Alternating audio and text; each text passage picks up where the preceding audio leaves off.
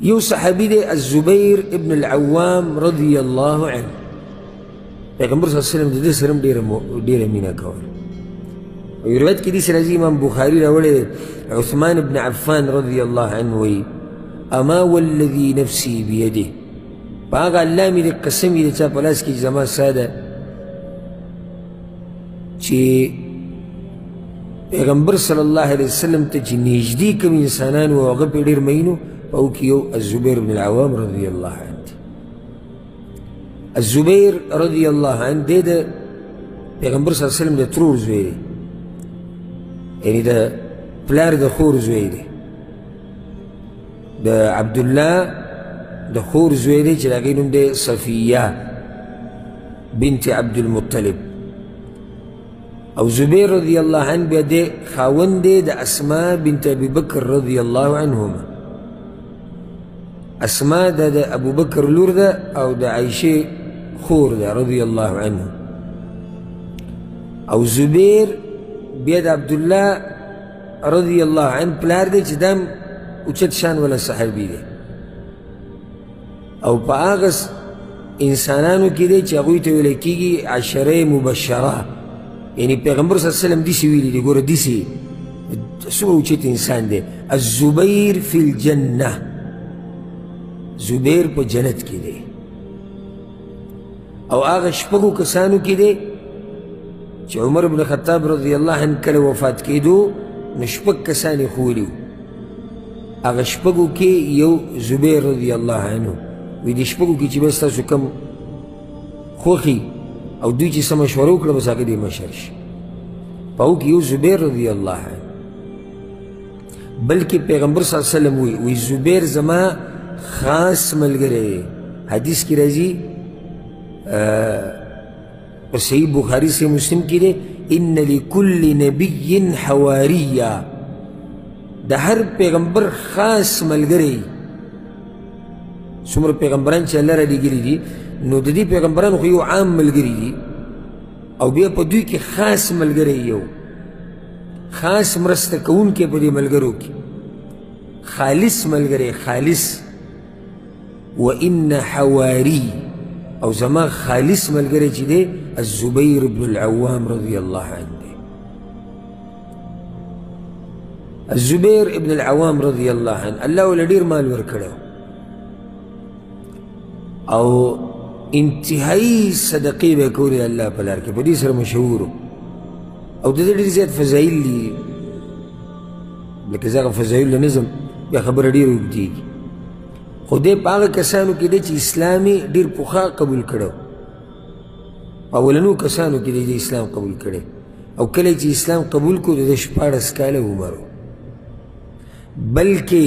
بعض روایتونو کې داسې راځي 8 کاله عمر و. زه حیران شم چې د دې اوچتو خلکو د سیرت واورم او بیا زموږ د زمانې د ځوانانو ته وګورم غریبانان.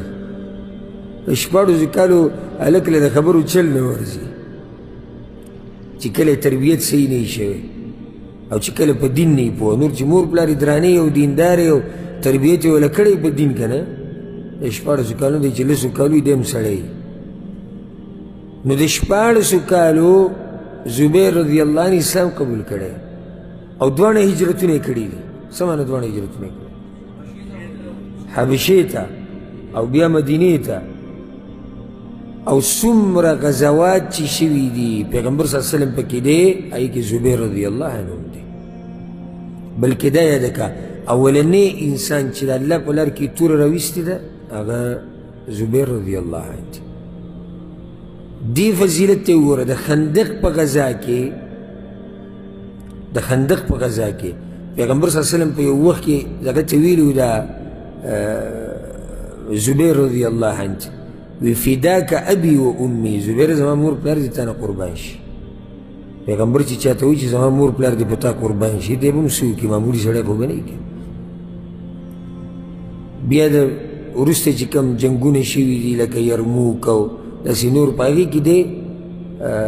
شریک شوی دی او ډېر زړور انسان و، انتهایي زړور انسان. په د هغې وجه موږ ذکر کړی دی د چې کوم خاص سیرت بیانو چې د مور دله ډېر سخت تربیت ورکړه، ډېره سخته مور ده. او کله به دومره وو دومره تکلیف به له ورکوو چې دا نورې زنانه به پسې رالي او هغوی به منع کوو چې دا ته څه کوې د دې هلک سره به وجنې که څه ورسره کړي نو هغې به ورته زه غواړم چې د ده نه تکړه سړی جوړ شي نو دومره زړور انسان د ده په تاریخ کې راځي جنگ یرموک که چېرته الله موقع راکړی جنگ یرموک تفصیل به هم بیان کړو دا تاریخي جنگ دی د اسلام په تاریخ کې د جنگ یرموک کې د مسلمانانو په مقابله کې یو لوی لښکر و او دا صرف د ده په سیرت کې راځي چې دی 2 پیرې په دې لښکر کې ننوتی دی د سر نه اخري سر ته تللی دی او بیا پکې راغلی دی او بیا پکې تللی دی او بیا راغلی دی دا ګوره معمولي خبره نه تاسو په پښتو قالینو ناست یې لکه که یو سړی دا ووایي چې داسې دشمن منځ کې ننوځه او بیا راځه دا جنگ د تورو جنگ دی دا د نیزو او د غشو جنگ دی په دې کې ورننوته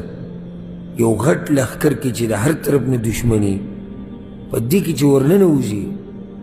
او په منځ منځ کې پکې دشمنان مردار کې او بیا پرې راځي او بیا ځي او بیا پرې راځي دا د زبیر رضی الله عنه پیشن کسانی کولی شي چې څوک یې اوري نو کیدای شي هغه دا وایي چېره خو دشمن منځ کې وتي دي دا ډېر ګران کار دی ډېر ګران کار دی خو الله یې احسان کړي هغه چا ته چې ایمان یې په اوچته مرتبه کې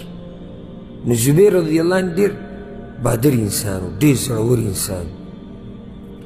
او په دې جسم کې داسې جوړ جوړ زخمونه شوي وو چې سړي به پکې ګوتې دننه تلې او بیا یې زوی هم دقه شان و عبدالله بن الزبیر رضی الله عنهما حجاج ټوکړې ټوکړې کړی او د کعبې سره خوا کې زوړند کړی هغه هم دقه شان زړور انسان بلکې کله چې وړوکی و په بعضو سیرتونو کې راځي چې کله دی وړوکی و او امیر المؤمنین عمر بن الخطاب رضی الله عنه په لاره باندې تېرېدو نو د ماشومانان ټول وتښتېدو پټ شو یېرېدو د هغه او د عمر رضی الله عنه ځان له رعب نو ماشوم څه شی صرف دی